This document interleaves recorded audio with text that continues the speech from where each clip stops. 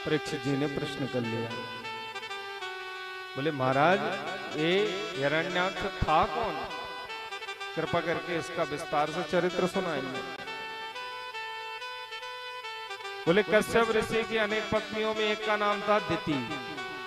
दिति ने अपने पति से की रति याचना, वो भी शाम के समय पे।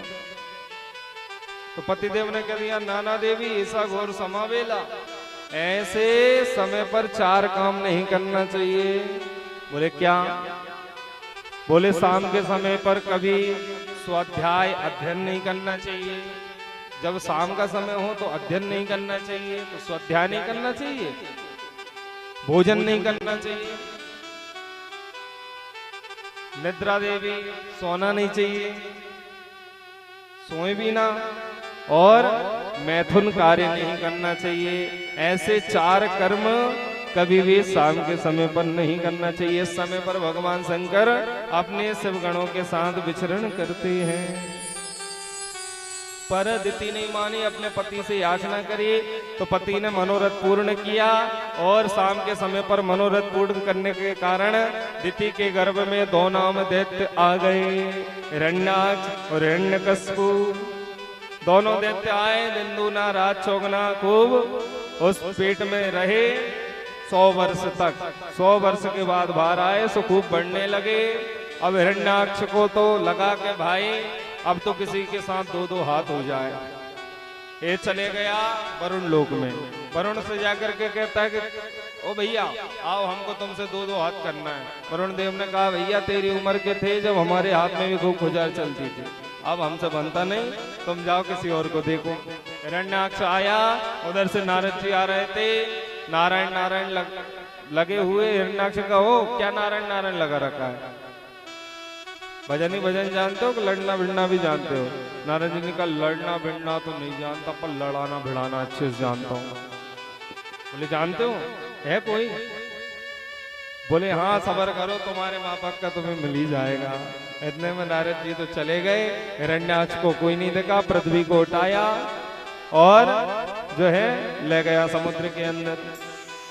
मनु शत्रुपा ने आकर के देखा पृथ्वी नहीं है, ब्रह्मा जी को बताया और ब्रह्मा जी की नासिका रंध्र से साक्षात भगवान नारायण ही बारह के रूप में प्रकट हो गए। बोलो बारह भगवान की जय हो। 12 भगवान गए और जाकर के पहले तो पृथ्वी को उठा करके अपने डाढ़ों पर रखा और डाढ़ों पर रख करके पृथ्वी को लेकर के चले। जैसे ही चले तो हिरण्याक्ष की दृष्टि पड़ी। हिरण्याक्ष ने ओ सूकर कहां पृथ्वी को लेकर के जा रहा है? जंगली सूकर समझ में नहीं आती तुझको? भगवान ने कोई जवाब नहीं दिया। पृथ्वी को लेकर के चले।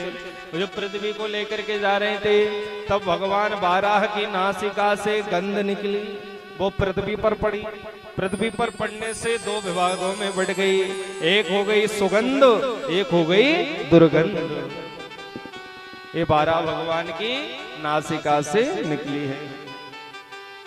पृथ्वी पर पड़ी, पृथ्वी को यथास्थान पर स्थापित किया। पीछे मुड़ करके देखा तो सुंदर शब्दों में और हिरण्याक्ष से कहा, संस्कृत की गाली भी बड़ी सुंदर होती है भैया।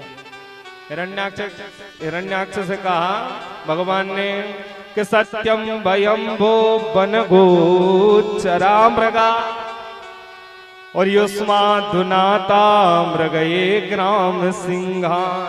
अरे तुम जैसे ग्राम सिंहों के लिए हम जैसे जंगली सूकर ही काफी है। ग्राम का सिंह मतलब ग्राम का शेर कौन होता है जानते हो? गांव का शेर को, गांव का शेर होता है कुत्ता। तो 12 भगवान कह रहे हैं इस श्लोक में युष्मात् विद्यान मृगये ग्राम सिंहान। अरे तुम जैसे ग्राम सिंहों के लिए तो हम जैसे सूकर ही काफी। आ जाओ। हिरण्याक्ष आया, भगवान ने गदा का प्रहार किया। सो हिरण्याक्ष ने अपने गदा से भगवान की गदा गिरा दी। और देवता कह रहे हैं तो भगवान पे भी 20-20 पड़ रहा है भाई। भगवान ने कहा ये देवता घबरा रहे हैं। तो भगवान ने उठा करके जो जोड़ का थप्पड़ मारा तो हिरण्याक्ष गोविंदाय नमो नमः।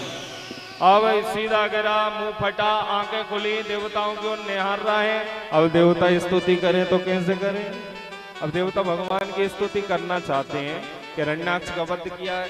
एक देवता ने कही बोले स्तुति करो भगवान की। बोले स्तुति तो कर लेंगे, कोई बुराई नहीं है, भगवान की करेंगे, यदि ये जिंदा हुआ तो बाद में हमको नहीं छोड़ेगा। बोले अच्छा, तो स्तुति तो करना पड़ेगा, भगवान को भी बुरी ना लगे, हमने भाई दैत्य को मारा है, इन दोनों ने हमारी स्तुति नहीं करी, पर हिरण्याक्ष जिंदा हो तो इसको भी ना लगे, ऐसी स्तुति करी। क्या कह रहे हैं? यम योगिनो योग समाधि नारहो ध्यायन्ति लिंगा दसितो मुमुक्षया तस्यैष दैत्या ऋषभपणार्तो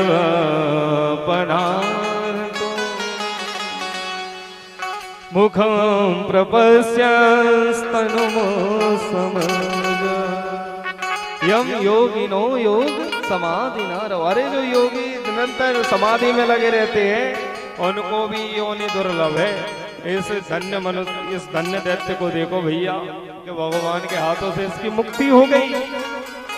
भगवान ने कहा भाई ये देवता हमारी स्तुति कर रहे हैं कि इसकी स्तुति कर रहे हैं?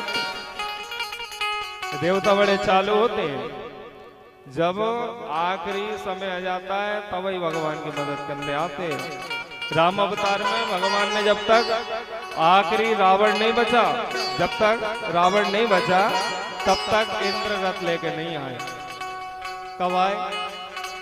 बोले जब आए, जब रावण अकेले ही बचा तब रथ लेके आ गए। बोले प्रभु बस आपके चरण पड़ जाएं, और तब तक लेके नहीं आए। बोले कहीं यदि गड़बड़ हो गया मामला तो हमको छोड़ने वाला नहीं है, बाद में मदद कर रहे थे। इसलिए ये देवताओं का काम होता है। किसी ने पूछ लिया हम राम जी की जगह होते तो रथ को लौटा देते, कहाँ आप लेके आए हो आखिरी में, तो हम ऐसे ही लड़ लेंगे। हमने कह दिया भैया यदि वो रथ लौटा देते तो राम ही काय होते। इसलिए राम जी के तो आदर्श हैं। भगवान ने कहा कि ऐसा लगता है देवता ये सोच रहे हैं जिंदा है।